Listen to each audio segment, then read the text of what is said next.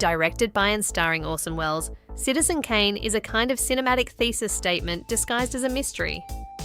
Welles plays Charles Foster Kane, a newspaper tycoon whose life is assembled after his death like a particularly expensive jigsaw puzzle with one crucial piece missing, and that missing piece, of course, is the meaning, or MacGuffin. The screenplay, credited to Herman J. Mankiewicz and Welles, has been the subject of more literary autopsies than some actual novels.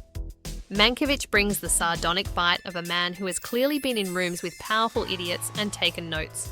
Welles brings the theatrical arrogance of someone who believes every room should, ideally, be redesigned around his entrance.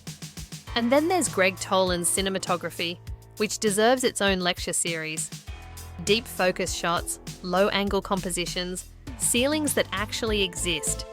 These sound like basic filmmaking now, but in 1941, they were roughly equivalent to someone inventing perspective painting and immediately setting it to jazz.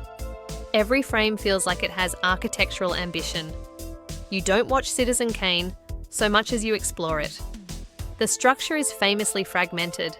Journalists chasing the meaning of Rosebud, assembling Kane's life through testimony, contradiction, and self-serving nostalgia. It's essentially a prestige podcast before podcasts existed, except with better lighting and fewer ad breaks for mattress companies. What's striking, revisiting it now, is how modern it still feels.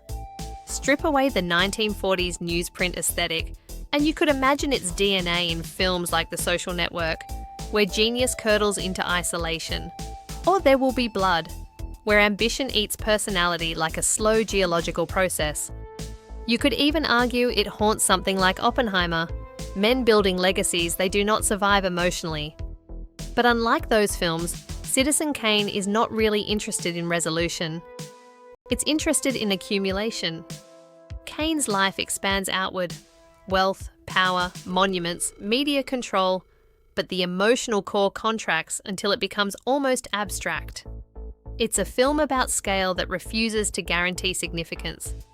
And yes, we should talk about Kane himself. Welles plays him not as a villain in the traditional sense, but as something more unsettling. A man who begins with sincerity and gradually industrializes his own loneliness. If that sounds modern, it's because the world is now very good at this particular American innovation. The supporting cast, Joseph Cotten, Dorothy Comingore, Everett Sloane, function less like characters and more like fragments of memory, each holding a slightly different version of Kane, none of them fully compatible. It's Rashomon before Rashomon made it cool, except everyone is slightly more exhausted and better dressed. And there's less Japanese. Of course, the legend of Citizen Kane has grown so large that it sometimes threatens to smother the film itself. You are always aware of its reputation walking in. But what's remarkable is that it survives that burden. Is it the greatest film ever made?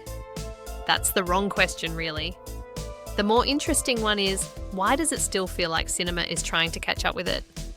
But if we ask that wrong question, is it the greatest film ever made? The answer is surely yes.